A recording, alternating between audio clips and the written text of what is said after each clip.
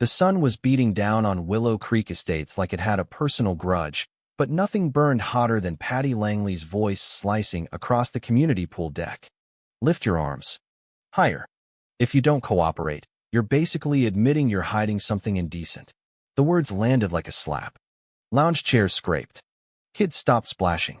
Every adult within 20 feet suddenly found their phones extremely interesting. Except nobody hit record to help. They hit record to watch. Patty stood inches from 15-year-old Emma Torres, clipboard clutched to her chest like a holy shield, pink polo ironed to perfection, sunglasses reflecting the girl's humiliated face back at her. This is HOA enforcement, sweetheart. We have standards here. Property values don't protect themselves. She glanced around the deck with that fake sweet smile every resident knew too well. Everyone can see what happens when rules are ignored. Now arms up. Let's make sure that Swimsuit meets code. Emma's shoulders locked. She hadn't done anything wrong. The bikini was the same one half the other teens wore. But Patty had decided today was the day for a public lesson. The girl's eyes darted toward the shallow end where her Uncle Ryan was skimming leaves, earbuds in, pretending he was invisible like always. Ryan Torres didn't rush. He never did. He set the skimmer down parallel to the concrete edge, perfectly, obsessively straight, and walked over with the same calm he used when balancing pool chemicals at 5 a.m. He stopped 3 feet away. Not between them. Just present. Emma didn't cry. She stood rigid, chin up, the only thing keeping her together being the knowledge that she hadn't broken any actual law. Patty's head snapped toward him. This doesn't concern you, maintenance. Go back to your hoses. Ryan tilted his head, voice low enough that everyone had to lean in. Actually, Patty, I think it does. Mind explaining on record exactly what authority you're claiming here?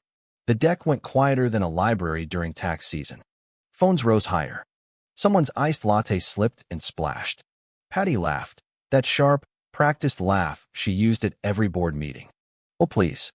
The HOA governs all common areas. Indecency complaints require immediate action. Refusal means fines, removal, the works.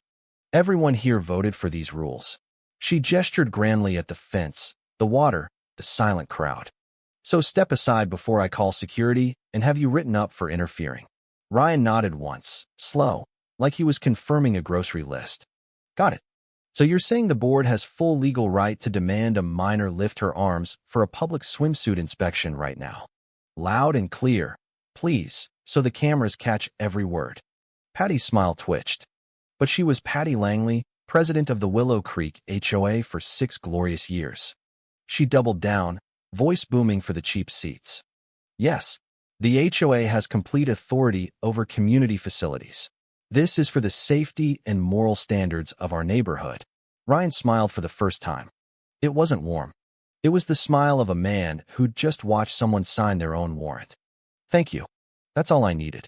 He reached into the small canvas bag on his cart, the one everyone thought held only pH strips and extra skimmer socks, and pulled out a thick manila envelope, edges worn from years of being carried like a security blanket. He didn't open it yet. He just held it at his side, seal glinting in the sun. The property manager, Dave, who'd been hovering like a nervous meerkat, went pale. He knew that envelope. He'd seen the county records last month and prayed nobody ever asked. Patty scoffed. Paperwork? From the pool boy? Cute. I can terminate your contract before lunch. She stepped closer, heels clicking like tiny judges' gavels. You're embarrassing yourself in front of the whole community. Ryan didn't flinch.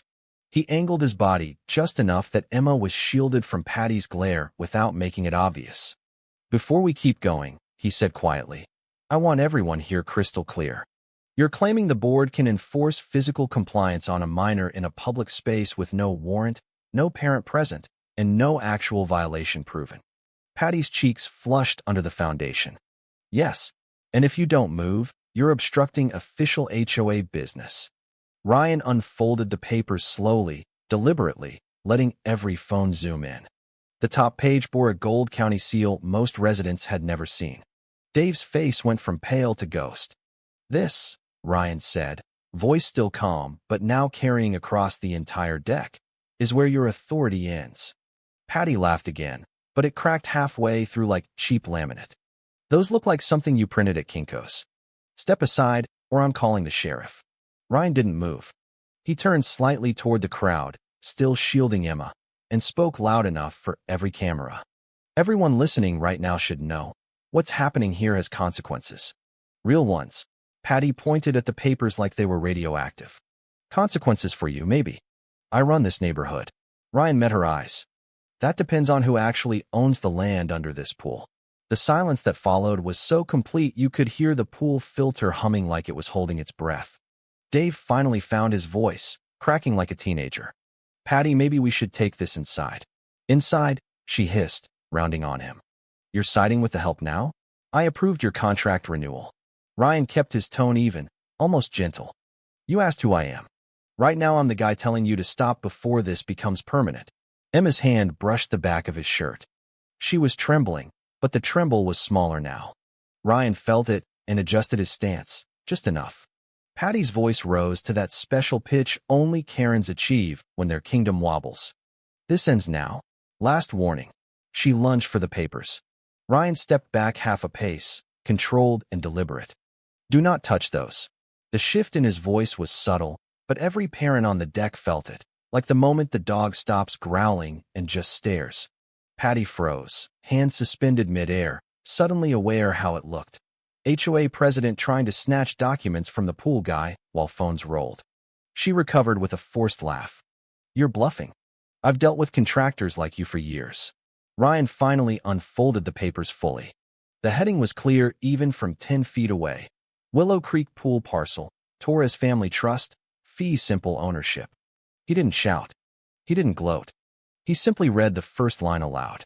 Whereas the parcel described herein, including the community swimming facility, remains under the perpetual ownership of the Torres Family Trust and is leased, not owned, by the Willow Creek HOA under strict limited-use covenants. Dave made a sound like a balloon deflating. Patty's mouth opened, closed, opened again. That's impossible. The HOA owns everything inside the gates. Not this pool, Ryan said quietly. My grandfather built it in 1978. The HOA has leased the land since '92. And the lease has a very clear clause about exceeding enforcement authority. He turned a page. Section 7B. Any attempt by the lessee to conduct warrantless searches, physical inspections, or disciplinary actions on minors shall result in immediate termination of the lease, personal liability for board members, and mandatory independent review. He looked up. You just triggered every single one of those on camera. The deck exploded into murmurs. Someone whispered, Holy crap, he owns the pool. Another resident, old Mrs. Henderson, who always complained about flag heights, actually clapped once before catching herself. Patty's face cycled through colors no paint swatch had ever named. This is a setup. You hid this. Ryan's voice stayed gentle, which somehow made it worse. I didn't hide anything. I just never corrected you when you assumed the guy cleaning the filters was powerless. Big difference. He turned to Dave. You received the lease addendum with the last renewal packet, correct? Dave nodded like a puppet with cut strings. Why, yes. I thought it was standard boilerplate. Standard enough that it's now on every phone in America, Ryan said. He looked back at Patty. You can call your lawyer. You can scream about property values. But right now, security is on the way, and they're not coming for me. 2 uniformed security guards appeared at the gate, summoned by Dave's frantic text. They didn't head toward Ryan. They headed toward Patty. She backed up a step, clipboard trembling. You can't do this. I am the president. Ryan folded the papers neatly. You were. Security didn't drag her. They didn't have to. Patty Langley walked out under her own power, but every step looked like she was dragging the entire HOA rulebook behind her. The deck stayed silent until the gate clicked shut. Then the whispers turned into full conversations. Someone started slow clapping. Others joined. Not triumphant. Just relieved, the way people clap when the fire alarm finally stops. Ryan stayed exactly where he was until Emma's breathing evened out. He didn't hug her in public. He knew how that would look on the videos. He just murmured, You good? She nodded, small but real. Dave approached like he was walking through a minefield. The board's calling an emergency meeting tonight. They need the full lease. Ryan handed him a copy from the envelope. Already highlighted the relevant sections. Tell them the trust will be sending formal notice of lease violation within the hour. And Dave, he waited until the man met his eyes. Next time someone on your board decides to play morality police with a child, maybe read the paperwork first. Dave swallowed. Copy. The next 48 hours were a beautiful, chaotic symphony of consequences. By evening, the community Facebook group, usually full of lost dog posts and passive-aggressive lawn complaints, exploded with the videos. Someone had stitched the whole thing with the text, "When the pool guy owns the pool." It hit 40,000 views before midnight. The emergency board meeting leaked. Residents packed the community center. Patty tried to speak, something about protecting our children from inappropriate swimwear, and was shouted down by her own former supporters. The vote to place her on administrative leave passed 7-0. Her resignation email arrived at 2:17 a.m., subject line, "Effective immediately." Ryan didn't celebrate. He showed up at 5 a.m. The next morning, like always, testing chlorine, skimming leaves, logging temperatures. Normal looked different now. Parents waved instead of nodding politely. Kids asked if he was secretly Batman. He just smiled and told them to keep their goggles on. Emma came by after school, book in hand, and sat on the edge with her feet in the water. "They're rewriting the entire enforcement policy," she said. "No more immediate actions without legal review." And they added a line about respecting minors. She kicked the water, sending ripples across the surface. "Because of you." Ryan sat beside her, still in his work shirt. "Because of the lease. I just refused to move." 3 weeks later, the new sign went up at the pool gate. "Pool operations under independent oversight. All enforcement subject to state law and lease covenants." Questions? Call the number below, not the HOA. Patty's pink polo was never seen again. Rumors said she moved to a 55-plus community 3 counties over where nobody knew her name. The rest of the board suddenly discovered the joys of consulting with legal before opening their mouths. Ryan kept skimming leaves. He kept arriving before sunrise. He kept being the guy nobody noticed until the day someone else tried to pull the same stunt. Because that's the thing about quiet power. It doesn't need a spotlight. It just needs to refuse to step aside. And the water? The water stayed crystal clear. So tell me in the comments, was Patty Langley just doing her job, enforcing community standards, or was the real crime hiding in plain sight the whole time? Who was actually in the wrong here, and would you have stayed silent like the rest of the deck? Drop your verdict below. I read every single one.